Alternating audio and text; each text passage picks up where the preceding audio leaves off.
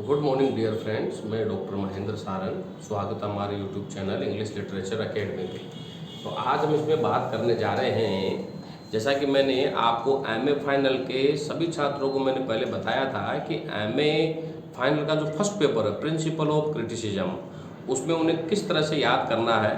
तो मैंने आपको अलेक्जेंडर पोप के बारे में, जॉन ड्राइडन के बारे में, सलमान रुश्दी के बारे में और मुल्कराज आनंद के बारे में और टीएस इलिट के बारे में और एलन साउल्टर के बारे में मैंने आपको बताया था कि आप फर्स्ट पेपर में से ये पॉइंट आप लर्न करें। अब हम बात करने जा रहे हैं सेकंड पेपर की। अब इस सेकंड पेपर में कई बच्चों के उलझन है कि सर हम वीएस नायपॉल को पेपर थर्ड को कि हम इस पेपर को हम कैसे सोल्व करें।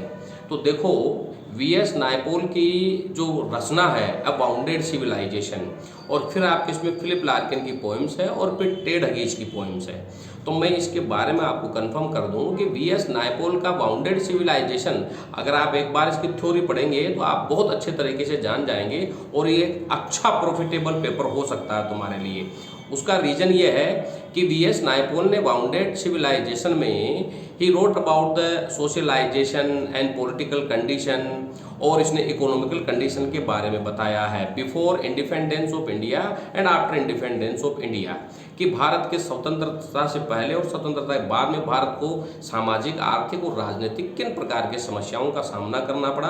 और फिर ये विज्ञान के बारे में भी लिखता है कि किस तरह से विज्ञान के क्षेत्र में जो है वो भारत आगे नहीं बढ़ पाया।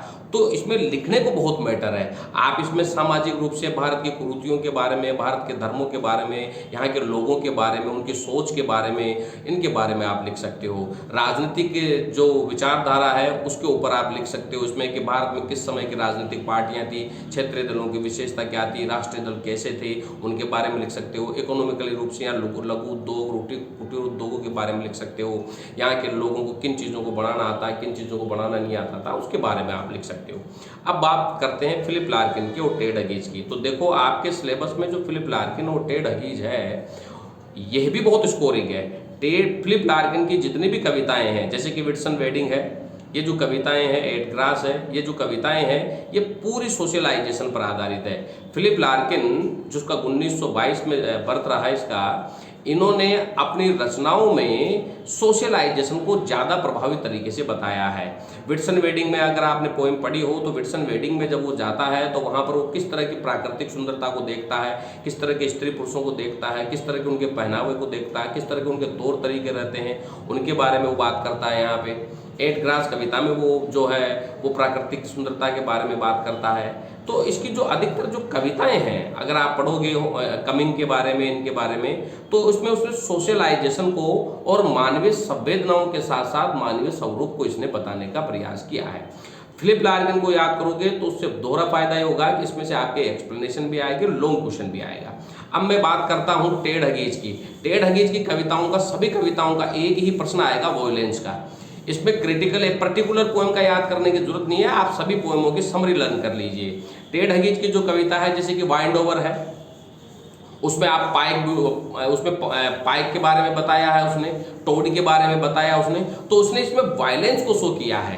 टेड हगीज का अधिकतर क्वेश्चंस ये आता है कि साबित कीजिए कि where is the violence in Ted Hughes poems. तो टेड हगीज की कविताएं अगर आपने टोड पढ़ी हो, वाइंड ओवर पढ़ी हो, इन कविताओं में पाइक पढ़ी हो, तो इन कविताओं में उसने वायलेंस को बताने की कोशिश करी है। जैसे पाइक मछली जो है वो बाकी सभी मछलियों को खा जाती है तो हिंसात्मकता का प्रदर्शन करती है। वाइंड ओवर में वो चील के बारे में बताता है कि उसकी तीक्ष्ण निगाहें रहती है, कि वो हर किसी का शिकार कर लेता है कि नहीं है। तो इन चीज़ों में वायलेंस झलकती है।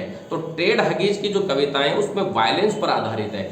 आप इन कविताओं को पढ़ोगे तो इन कविताओं के पढ़ने से आप एक्सप्लेनेशन भी अच्छे तरीके से कर पाओगे। तो इसमें कोई दो राय नहीं है, आप इनके समरी लर्न कर सकते हो और समरी लर्न करने के बाद इनके पॉइंट आउट कीजिए। तो याद रखिए, वीएस नायपॉल का बाउंडेड सिविलाइजेशन सेक्शन ए में, फिलिप लार्किन और टेड हगीज, इसमें आप बहुत अच्छे तरीके से नंबर एग्रीगेट कर सकते हैं और इसमें पॉइंट से पॉइंट बनाने का भी बहुत अच्छा अवसर आपको मिलेगा। इस तरह से अगर आप लिखेंगे तो अच्छे नंबर आप एग्रीगेट करेंगे।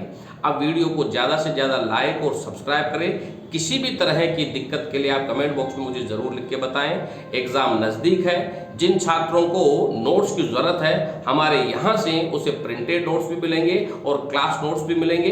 तो जिन भी छात्रों को नोट्स की ज़रूरत है वो हमसे संपर्क कर सकता है। मेरे फ़ोन नंबर है 9928669902 8963043837। Thank you.